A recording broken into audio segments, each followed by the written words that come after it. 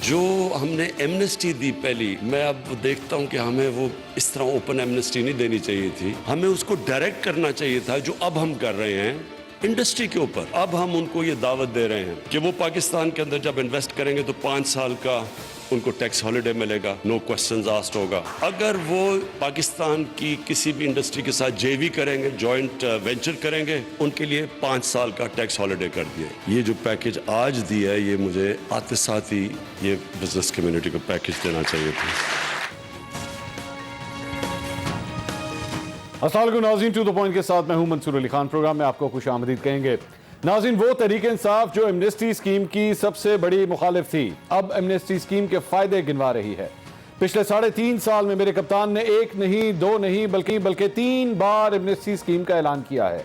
हुकूमत चाहे peoples party की हो या मुस्लिम लीग नून की, पिछले 10 साल में मेरे कप्तान के मीडिया हो या सोशल मीडिया, हर जगह बयानात मौजूद हैं जिनमें एमनेस्टी स्कीम देने वाले और इससे फायदा उठाने वाले सबसे बड़े मुजरिम करार दिए गए।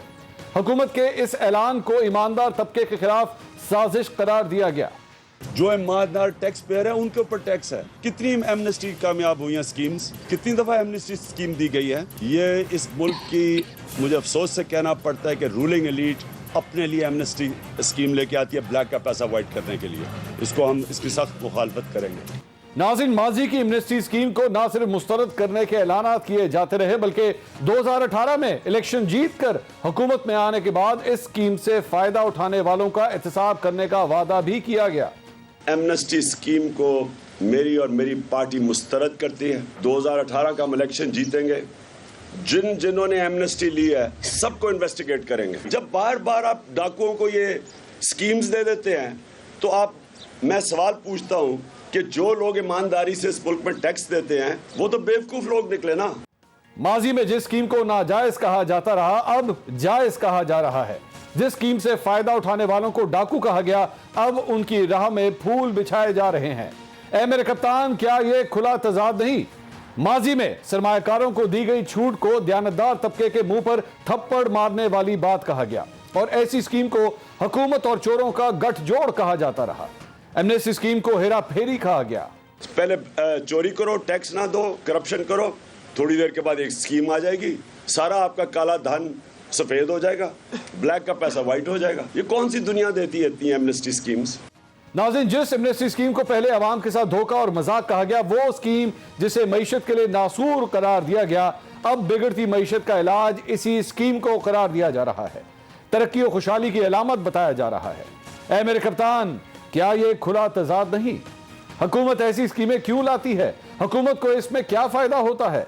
मेरे कप्तान की टीम के खिलाड़ी माजी में एमनेस्टी स्कीम के बारे में क्या कुछ कहा करते थे? नाज़रीन, आज तहरीक इंसाफ की हुकूमत को 3.5 साल हो चुके हैं। तीसरी बार एमनेस्टी स्कीम का ऐलान किया गया है।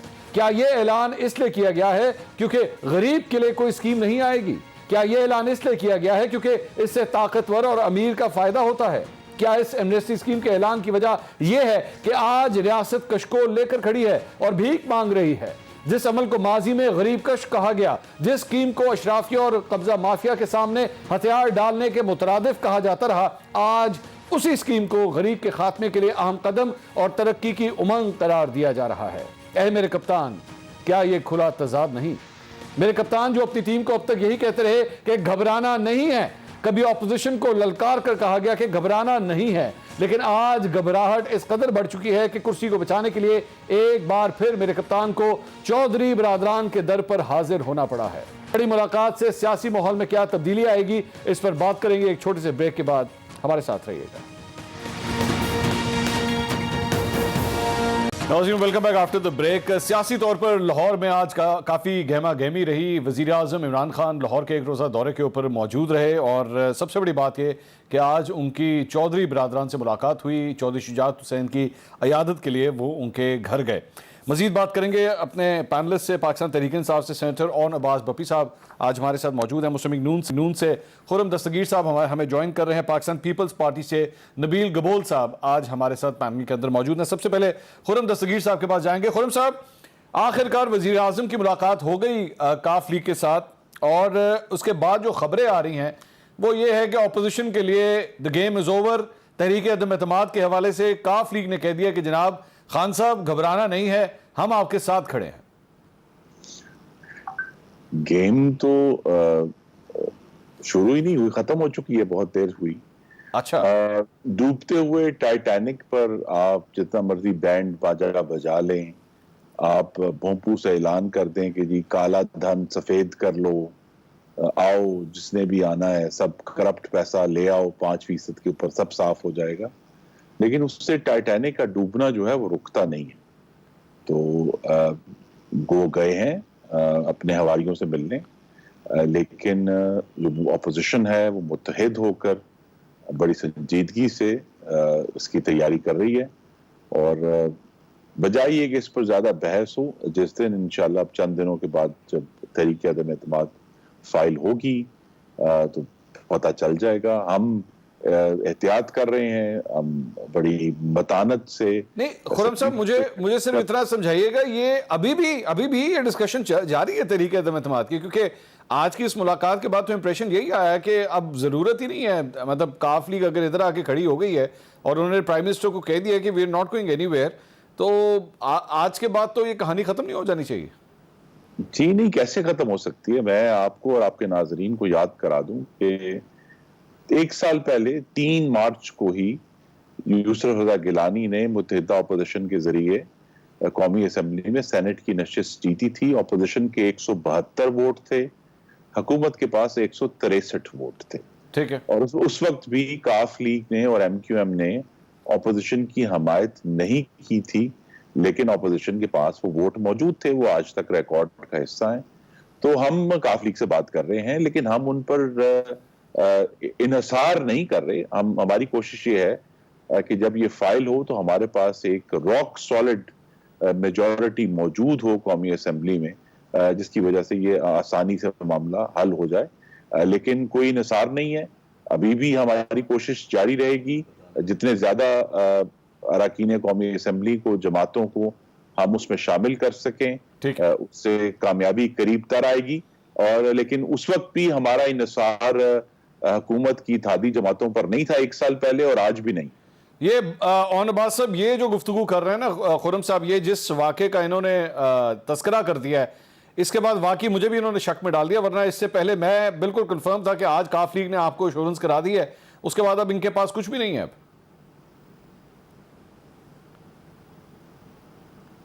मेरे ख्याल में आज कम से कम जो तहरीक अदम एतमाद का लाहौर चैप्टर था खान साहब, वो तो बंद हो गया। अच्छा, परसों खान साहब की जहांगीर तरीन साहब से उनकी फ़ोन पे अयादत भी की, उनसे बात भी होगी, आज चौधरी साहबान से उनकी मुलाकात भी होगी। अगर आपके पास तो सोर्सेज होते हैं, अगर आपने वेरीफाई किया हो तो चौधरी साहबान ने बड़ा क्लियरली प्राइम मिनिस्टर, मैं सिर्फ एक ऑन साहब, सॉरी मैं कता कलामी की माजरत, आपने चूंकि सोर्सेज की बात की, मैं एक चीज़ अपने सोर्सेज के हवाले से, क्योंकि अभी प्रोग्राम में आने से पहले मैंने अपने सोर्सेज के हवाले से एक चीज़ कन्फर्म की है, जहांगीर तरीन साहब के साथ फोन के ऊपर बात इमरान खान साहब की ना कल हुई है ना परसों हुई है।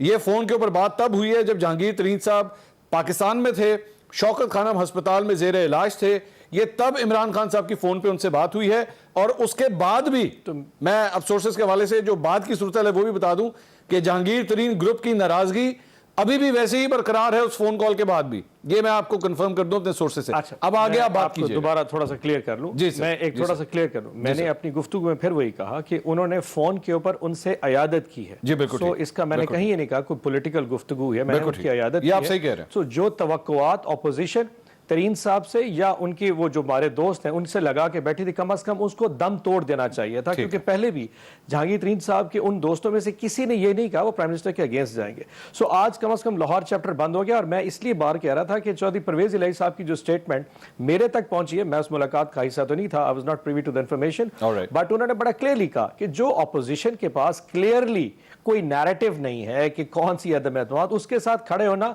एक बड़ा पागल का दीवाना ख्वाब होगा। तो उन्होंने कहा प्राइम मिनिस्टर साहब आप हिम्मत रखिए, जो मोने से लाई ने स्टेटमेंट दी थी हम आपके साथ खड़े। सो आज इसके बाद तो इट्स ऑल ओवर नाउ। अब वो कहें जी क्योंकि उस वक्त 162 थे और 172 थे और अब ये होगा, assumptions की बेस के ऊपर खान साहब अदम एतमाद नहीं आते। It's a game of numbers. Numbers होंगे तो सामने आ जाएंगे, नंबर्स नहीं है, इसीलिए ना तो अभी तक तारीख सामने आई कि अदम एतमाद कब आनी है, कितने लोग हैं, 12 इस तरह की खबरें कि जी फलाने मिल गए, ऐसा नहीं होता। पिछले 3.5 साल में हमने पाकिस्तान तहरीक इंसाफ और उनके एलाइज ने 12 दफा ये साबित किया कि प्राइम मिनिस्टर इमरान खान के पीछे ना सिर्फ हमारे अराकीन बल्कि हमारे एलाइज उनके साथ इंटैक्ट खड़े हैं। एट द टाइम जब कभी कोई ऐसा ग्रेवेस्ट आ रहा है वो हमारे साथ इंटैक्ट है। सो इस तरह की गुफ्तगू से मतलब आप कुछ भी रात को बना लें, मेरा कम अज कम I think it's all over. आप बिल्कुल बात सही कह रहे हैं नबील गबोल साहब। ये ऑन अब्बास साहब ने जो बात कही, रियलिस्टिकली एक्चुअली अभी तक ऑन द फेस ना कोई मूवमेंट है, और जो बयानात भी आ रहे हैं, मतलब इत्तेहादियों में से किसी एक इत्तेहादी ने अब तक नहीं कहा कि जनाब हम हुकूमत से अलग हो रहे हैं। ठीक है, मुलाकातें वो कर रहे हैं, जरदारी साहब से भी मुलाकात की, शहबाज शरीफ साहब से भी मुलाकात की, लेकिन किसी ने ऑन द रिकॉर्ड आके नहीं कहा कि हम हुकूमत छोड़ रहे हैं। तो ऑन अब्बास साहब जो कह रहे हैं लाहौर का चैप्टर कम से कम फारिग हो गया, तो बिलावल साहब तो अभी लाहौर पहुंचे नहीं, उससे पहले ही ऑपोजिशन की तहरीक जो है वो खत्म हो गई।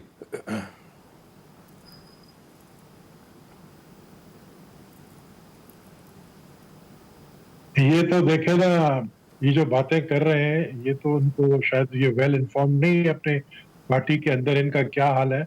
मैं सिर्फ वजीर आजम साहब को इतना कहूंगा कि 3.5 साल तक आप कहते थे कौम को कि घबराना नहीं, अब हम आपको कहते हैं कि घबराना नहीं, क्योंकि हम समझते हैं कि वो घबरा चुके हैं, बहुत ज्यादा घबरा चुके हैं। वरना तो लॉन्ग मार्च के दूसरे दिन जो है 10 रुपया कम करना पेट्रोल की कीमत, 5 रुपया बिजली की कीमत, और फिर आप देखेंगे जिन लोगों, जिन इत्यादियों को से वो मिलने के लिए तैयार नहीं थे, उनके घर पहुंच गए चौधरी ब्रदर्स के। और फिर उसके बाद जो है जहांगीर तरीन को फोन करके पहले उनको नहीं पता था कि जहांगीर तरीन जो है उसको क्या बीमारी है और वो उसके किस कंडीशन में है, लेकिन अब वो जो भागदौड़ ये कर रहे हैं, उस भागदौड़ से इनकी घबराहट नजर आ रही है। हमारा जो देखे, मैं आज आपको बताऊं कि किसने कहा है कि चौधरी बरादरान ने उनको अश्योरेंस कराई है कि हम वोट ऑफ नो कॉन्फिडेंस में साथ नहीं देंगे ऑपोजिशन का, ये किसने कहा है? ये इनके स्टेटमेंट पहले बोनस इलाई का एक आया था, फिर चौधरी परवेज इलाई का दूसरा आया था, फिर चौधरी बरादरान का जो है साथ में मिलकर मुश्तरका जो बयान आया वो दूसरा था। अभी वक्त है, अभी देखें, मैं आपको बताऊं कि अगले हफ्ते जब लॉन्ग मार्च एंटर होगा पिंडी में, तो इंशाल्लाह मैं समझता हूं कि उस दिन जो है वोट ऑफ नो कॉन्फिडेंस पेश ऑपोजिशन करेगी। और हमें अगर चौधरी बरादरान की सपोर्ट मिले ना मिले, हमारे पास 23 मेंबर्स हैं जिनमें पीटीआई के भी मेंबर्स हैं, उन्होंने हमें अश्योरेंस कराई है।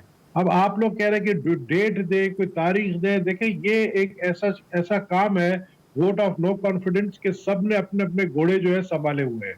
अगर हम नाम लेंगे या अगर हम उनको सही डेट बताएंगे तो वो फिर वही करेंगे जो हमेशा हुकूमत करती है, अपने आप को बचाने के लिए अपने बंदों को गायब कर देती है। तो हम नहीं चाहते कि उनके गरीब जो एमएनएज है वो गायब हो जाए, इसलिए हम चाह रहे हैं कि इस वक्त जो पोजीशन है हमें पता है, हम कॉन्फिडेंट है कि हमारे पास नंबर्स पूरे हैं। और अगर इमरान खान वजीर आजम साहब को ये पता होता उनके पास नंबर पूरे, उनको खतरा नहीं है, तो ये भागदौड़ आपको नजर नहीं आती।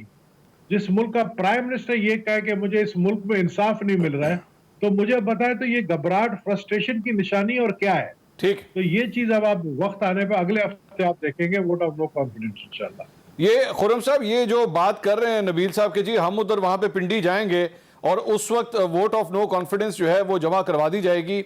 Are you on board with this? Muslim League नून भी ऑन बोर्ड है या ये पीपल्स पार्टी के ख्यालात हैं सिर्फ? जी, डेट का हतमी फैसला अभी तक नहीं हुआ, उसकी तैयारी मुकम्मल है, जो मेंबरान के दस्तखत हैं वो सब मुकम्मल हैं इसको फाइल करने के लिए। तो उसको तो फाइल करने के लिए चंद घंटे से ज्यादा का नोटिस नहीं चाहिए कौमी असेंबली के सेक्रेटेरिएट में। लेकिन जो डेट का तयन है वो एक अच्छा वक्त हो सकता है कि जब पीपल्स पार्टी का लॉन्ग मार्च जो है वो कैपिटल के करीब पहुंचे तो तब फाइल कर दें।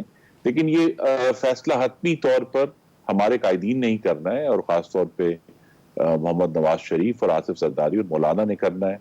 और जब ये फैसला होगा उसके बाद पीडीएम की जमातों के जो सरबराहान हैं उनको भी एतमाद में लिया जाएगा और फिर एक बाकायदा तरतीब के साथ ये फाइल होगा। तो मेरी तो हुकूमती अरकान से और वज़रा से जो बड़ी सरासीमगी का शिकार हैं वो उनसे ये की इस्तदा है कि दुआ सोच समझ के मांगे, कबूल ना हो जाए। इस तरह चैलेंज नहीं करते, जिस दिन अदम एतमाद आएगी उस दिन आ जाएगी। और मैं ये भी याद करा दूं कि ये जो 172-163 का फिगर है, ये 3 मार्च 2021 में जो कौमी असेंबली में वोटिंग हुई थी, ये उसका नंबर है, ये कोई ख्याली नंबर नहीं है। और आपके नाजरीन को ये भी वाजे कर दूं कि वजीर आजम बनने के लिए 172 अराकीन है मिनिमम जिनकी जरूरत है। तो ये नंबर हम 1 साल पहले 3 मार्च को अचीव कर चुके हैं और इंशाल्लाह इस दफा तो नंबर इससे ज्यादा होगा, इससे भी ज्यादा हो गया। अच्छा, और अब्बास साहब, वैसे ये हकीकत है, ये जो अभी थोड़ी देर पहले गबूल साहब फरमा रहे थे कि प्राइम मिनिस्टर की जो ये लाहौर आमद है, कल रात की जो तकरीर है, I want to take you in the past. और मैंने वजीर आजम का एक दफ़ा इंटरव्यू किया था और उस इंटरव्यू में मैंने खास तौर पर काफ लीग से, इत्तेहाद के हवाले से एक सवाल किया था उनसे। उसका उन्होंने उस वक्त क्या जवाब दिया था, जरा सुनिए, फिर मैं आपसे सवाल करता हूं, देखिएगा जरा। काफ लीग के हवाले से आप ऑन रिकॉर्ड मौजूद हैं, परवेज इलाही को आपने पंजाब का सबसे बड़ा डाकू कहा और उसके बाद उनको कोलिशन में डाल दिया, ये कॉम्प्रोमाइज था? चले और बात करेंगे, हर सवाल का जवाब। चले ठीक। और अब्बास साहब, ये वही प्राइम मिनिस्टर है जिनसे जब मैंने सवाल किया तो उन्होंने मुझे जवाब दिया मंसूर छोड़ें, कोई और बात करें। वो इस पे कमेंट भी नहीं करना चाह रहे थे कि आप लोगों ने इत्तेहाद क्यों कायम किया। लेकिन आज उस इत्तेहाद को बरकरार रखने के लिए यही वजीर आजम उनके घर तक जाके पहुंच गए ताकि कहीं ये इत्तेहाद टूट ना जाए। तो ये घबराहट का इशारा तो है वैसे? नहीं, घबराहट नहीं है सर। आप ये देखिए, पिछले 3 हफ्तों में मौलाना फजल रहमान के पहले विजिट से लेके और पिछले कोई 4 दिन पहले जब तो शहबाज शरीफ साहब तशरीफ लेके गए थे, उस वक्त तो शायद किसी ने इस घबराहट का इजहार नहीं किया कि सारी ऑपोजिशन, मसला पिछले 23 साल में आपने हमेशा काफ लीग को गाली दी, मैं मुस्लिम लीग नून की बात कर रहा हूँ, और 23 साल बाद अचानक आप शुजात हुसैन साहब के घुटनों को हाथ लगाने पहुंच गए और आपने जाके फौरन कहा कि हम भाई। और मजे की बात यह है कि अगर आपने उनको इशाई की दावत दी तो परवेज इलाही साहब ने आपके घर आने से इनकार कर दिया। ये अचंभे की बात थी। हमारे अलाइज तो 3.5 साल से खड़े, सियासत में ऐसा कौन सा इशू है। और एक चीज और इंफॉर्मेशन दे दूं खान साहब, अभी जो कल एक ऑडियो क्लिप आई है जिसमें मरियम नवाज शरीफ साहिबा जरदारी साहब के हवाले से एक कमेंट पास कर रही थी, उसके बाद गबोल साहब को शायद इल्म ना हो, क्योंकि ये मेरी तरह भी शायद ला इल्म हो, कि पार्टी लीडरशिप ने इसके बारे में अब रिव्यू करना शुरू कर दिया है कि अगर मरियम नवाज शरीफ साहिबा इस किस्म का हॉकिश एटीट्यूड लीडरशिप के बारे में रखती हैं, अपने बुजुर्गों के बारे में रखती हैं जो उनकी शायद वालिद से भी बड़ी उम्र के हों, तो फिर कल को ऐसे ऑपोजिशन का फ्यूचर में इकट्ठा रहना शायद मुश्किल हो जाएगा। और दूसरी बात, अभी जो गबूल साहब ने फरमाई, ये मेरे ख्याल में खुद ही उन्होंने फरमा दिया, अगर पीपल्स पार्टी के लॉन्ग मार्च के साथ अदम एतमाद अटैच होता है तो फिर नून लीग कहां पे खड़ी होगी। ये जो मिसट्रस्ट लेवल है, ये जो सोच का अदम तवाजुन है ऑपोजिशन के रैंक्स में, यही जस्टिफाई करता है कि इसमें कोई कंसिस्टेंसी नहीं है, कोई एक सोच मुरतब नहीं की गई कि यह होना क्या है। ना किसी को डेट का पता है, ना किसी को नंबर्स है। ये रात को 7 से लेकर 11 तक नंबर्स और डेट और मफरूजे आते हैं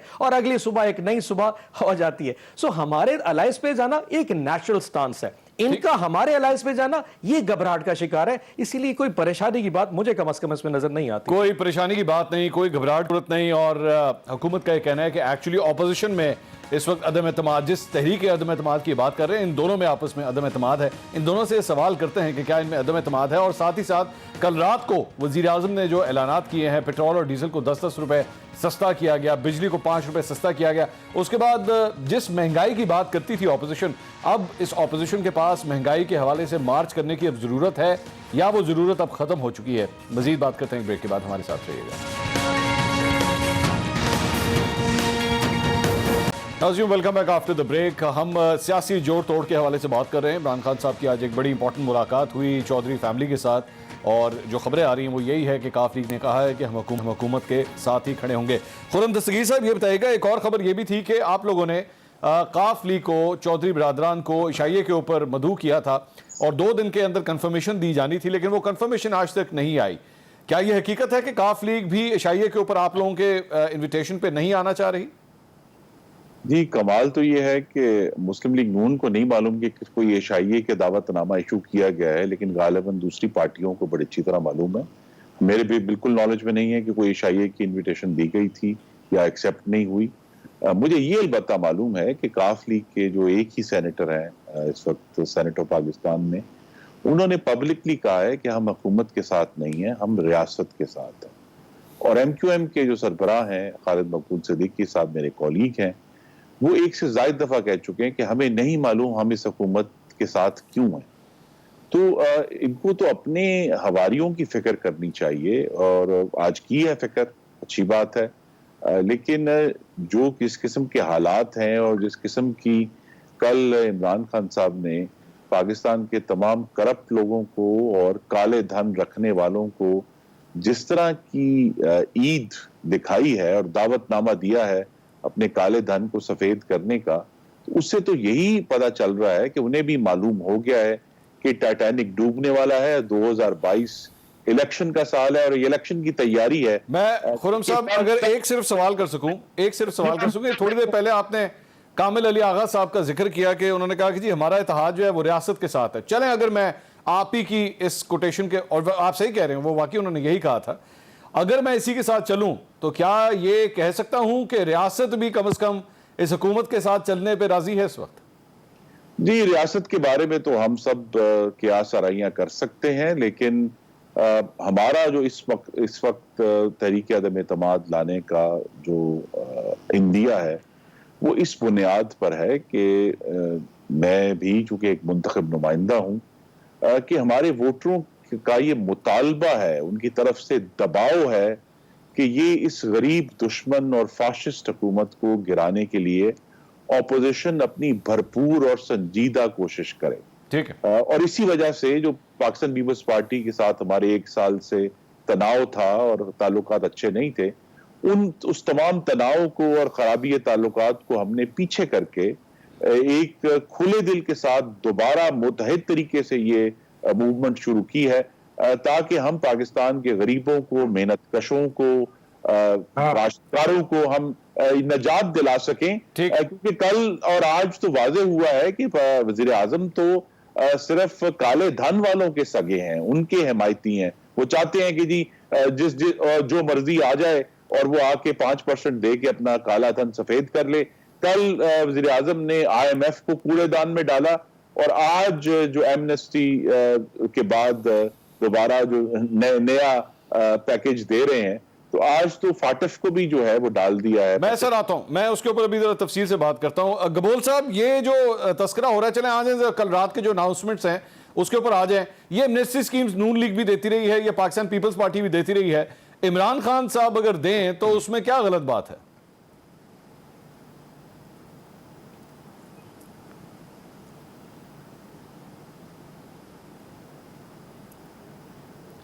मुझे आवाज नहीं आ रही आपकी। मैं गबोल साहब ये मैं पूछ रहा हूं कि एमनेस्टी स्कीम जो है वो इमरान खान साहब ने अनाउंस की है, उस पर एतराज कर रहे हैं खुर्रम साहब। ये तो पाकिस्तान पीपल्स पार्टी ने भी दी है, नून लीग ने भी दी, आप लोग क्यों एतराज कर रहे हैं इसके ऊपर?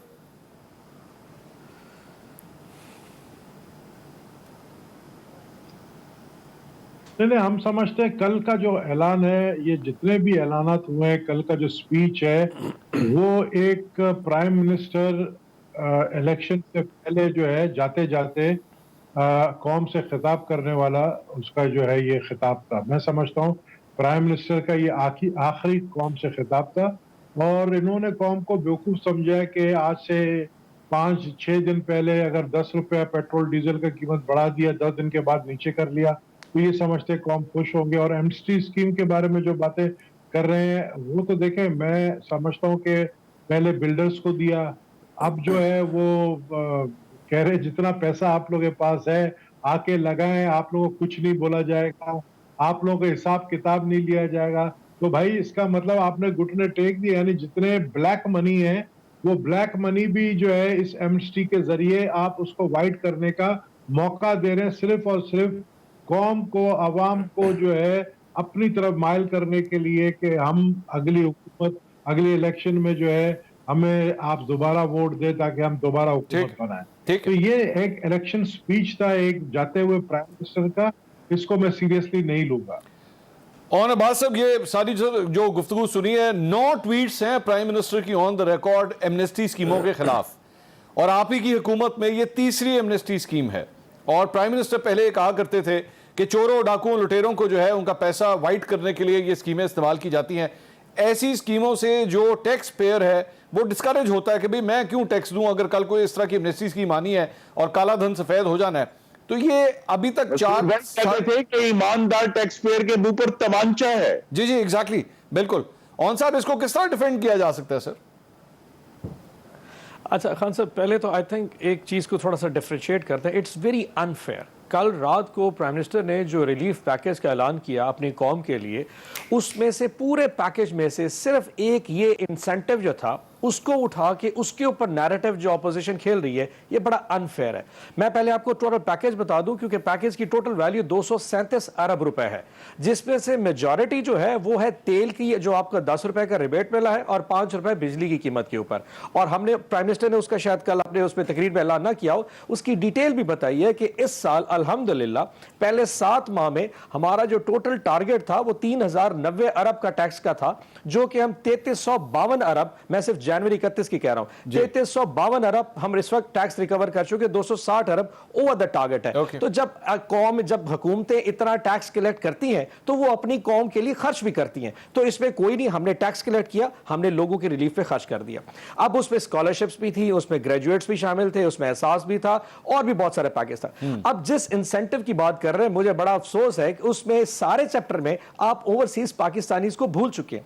इस पूरी एमनेस्टी में जो सबसे इंपॉर्टेंट चीज है, जो किसी एमनेस्टी में नहीं थी, कि आपने अगर ये इन्वेस्टमेंट सिक यूनिट्स, यानी कि वो यूनिट्स, वो फैक्ट्रियां जो बंद हो चुकी हैं, उसको चलाने के लिए करनी है, तो आपने एक जॉइंट वेंचर करना है, जिसमें ओवरसीज पाकिस्तानी आपके साथ पार्टनरशिप करेंगे, बाहर से फॉरेन डायरेक्ट इन्वेस्टमेंट आएगी, और लोकल पाकिस्तानी वो उसके साथ इन्वेस्ट करके उस कारोबार को जून 2024 से पहले चलाएंगे, जिससे ना सिर्फ रोजगार पैदा होगा, टैक्स आएगा, बल्कि बाहर से जो आपके रिजर्व्स, जो ओवरसीज पाकिस्तानी का पैसा आएगा, उससे आपके रिजर्व। सो इस पूरी एमनेस्टी को आप इस फिगर से अगर देखें तो शायद आप अप्रिशिएट करेंगे। नहीं, मैं काला धन, इसमें क्या हुआ जो तमांचा तीसरी दफा इमरान खान ने ईमानदार। अच्छा, मैं माजरत के साथ खुर्रम दस्तगीर साहब ने तमांचे का लफ्ज इस्तेमाल किया। मैंने अभी वैसे इस प्रोग्राम के ब्रेक में देखा तो नून लीग ने अगर ये तमांचा है तो कम अबे 7 दफा ये तमांचा मारा, और पीपल्स पार्टी ने 4 दफा ये तमांचा मारा।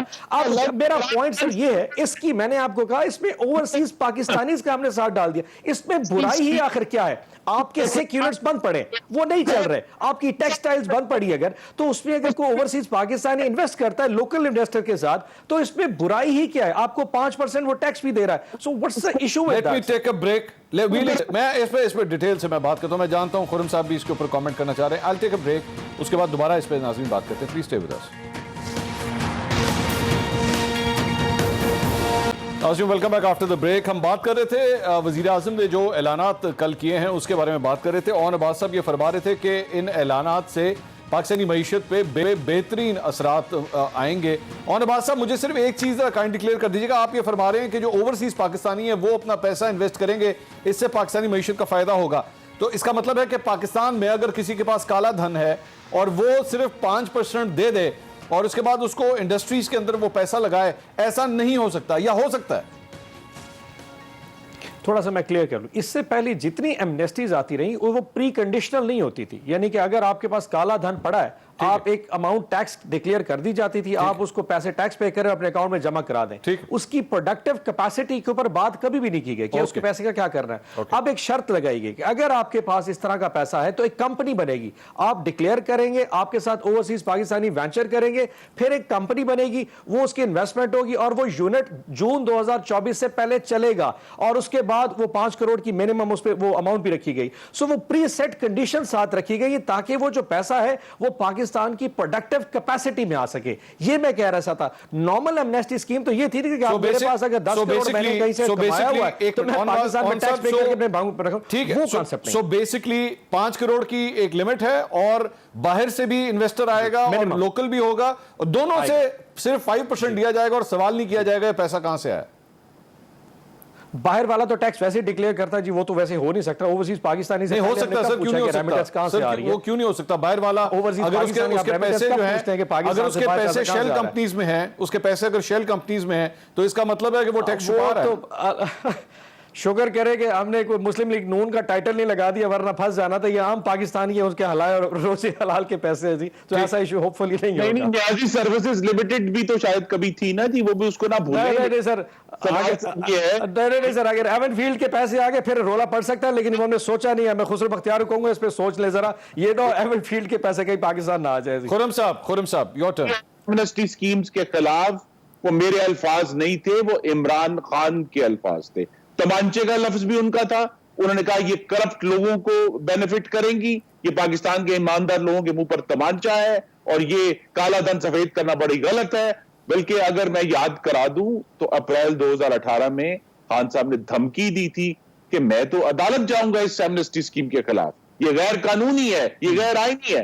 तो अब तीसरी दफा ये काम कर लिया है और तीनों दफा अगर आप ये देख लें कि कोशिश क्या है कि जो टाइटैनिक डूब रहा है शायद इससे मैं बच जाऊं। नहीं, मेरा खुर्रम साहब एक सवाल है, खुर्रम साहब मेरा एक सवाल है। आप इमरान खान साहब को चलें इसके ऊपर क्रिटिसाइज कर सकते हैं कि जी आपने माजी के अंदर ये बयान दिए और now why you doing this, ठीक है, आप इसके ऊपर क्रिटिसाइज उन्हें बेशक कर सकते हैं, लेकिन क्योंकि आप लोग खुद भी एमनेस्टी स्कीम्स देते रहे हैं, कम से कम उसकी जो इकोनॉमिक वैल्यू है उस पर तो फिर आप क्रिटिसाइज नहीं कर सकते, क्योंकि आप लोग भी माजी में यही करते रहे हैं सब कुछ।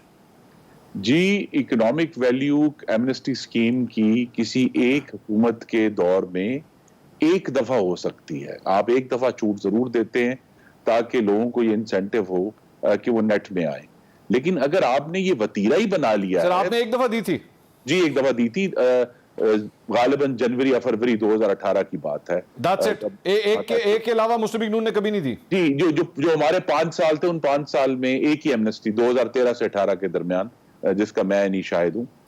तो यहाँ इशू ये है कि जब आप बार बार एक ही हुकूमत 3 दफा एमनेस्टी देती है, इसका मतलब ये है कि जो ईमानदार टैक्स पेयर है उसके पास ईमानदारी से टैक्स भरने का कोई इंसेंटिव नहीं है। ठीक है। वो इंतजार करेगा कि 4 महीने बाद इमरान खान साहब को फिर जरूरत पड़ेगी सियासी तौर पे अपने आप को बूस्ट करने की, तो नई एमनेस्टी आ जाएगी, तो मैं आज टैक्स क्यों भरूं भाई, मुझे क्या जरूरत है। मैं उस वक्त तक इंतजार करूंगा जब तक जो है पहले ये एमनेस्टी स्कीम को इस्तेमाल करूंगा। अभी भी काबीना में एक साहब आए हैं नए जिन्होंने 2018 की एमनेस्टी और 2019 की एमनेस्टी भी अवेल की थी। इससे पहले भी सेनेटर और वज़रा रह चुके हैं पीटीआई की हुकूमत में, जो पिछली एमनेस्टी जो थे स्कीमें उनके बेनिफिशियरी थे और फिर नाराज हो जाएंगे। लेकिन याद करा दूं कि इमरान खान साहब ने भी 2002 में मुशर्रफ की एमनेस्टी स्कीम से फायदा उठाया था, इसके जरिए अपना जो धन था उसको सफेद किया था। तो ये सवालात हमारे सामने हैं। ये जो इकोनॉमिक पॉलिसी है, देखिए इसके असरात है। इससे पहले हमारे ऊपर फाटफ की तलवार नहीं लटक रही थी। कल जो इमरान खान साहब ने रिलीफ पैकेज दिया है, मैं फिर भी कहूंगा कि अच्छी बात है, गरीबों को जितना रिलीफ दे सके देना चाहिए। लेकिन कल के पैकेज ने जो अभी मिनी बजट चंद दिन पहले पास करवाया इतनी मेहनत से, उसका बेड़ा गर्क कर दिया है और आईएमएफ के साथ इनको जवाब देना पड़ेगा अगले महीने कि जनाब ये कहां से सारा मामला हो गया कि आपने फिर साहब।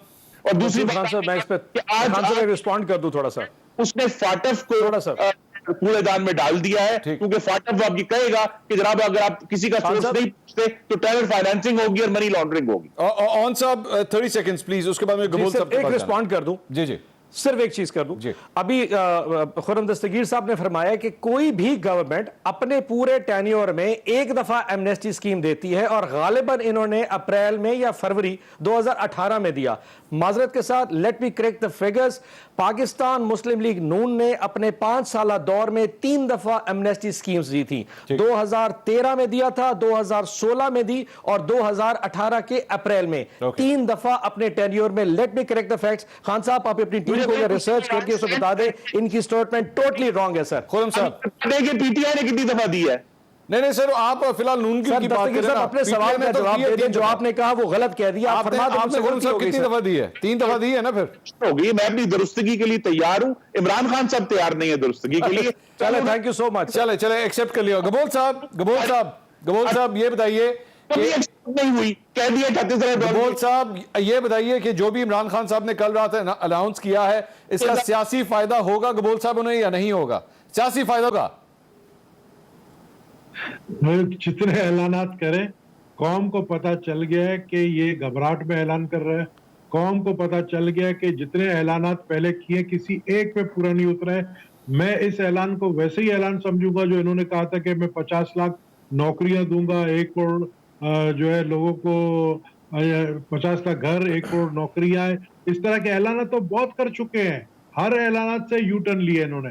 पहले कंस्ट्रक्शन बिजनेस में इन्होंने रिलीफ दिया अपने दोस्तों को, अब जो है ये बाकी इन्वेस्टमेंट के लिए सिगरेट जो वालों है को, और पाकिस्तानी सिगरेट वालों को, मैं चीनी वालों को, एक्सप्लोसिव वालों को, चीनी वालों, अब मुझे बताए किसको दे रहे हैं? अवाम को रिलीफ दे रहे हैं क्या? अवाम का जो लेबर का जो मिनिमम वेज है उसमें रिलीफ कोई दिया है क्या? 50,000 रुपया पर मंथ किया है कि एक गरीब मजदूर का मिनिमम वेज किया है क्या उन्होंने?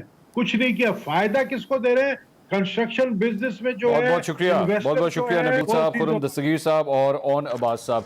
नाज़रीन, प्रोग्राम से अब तक के लिए इतना ही। कल दोबारा मुलाकात होगी। अल्लाह हाफिज़।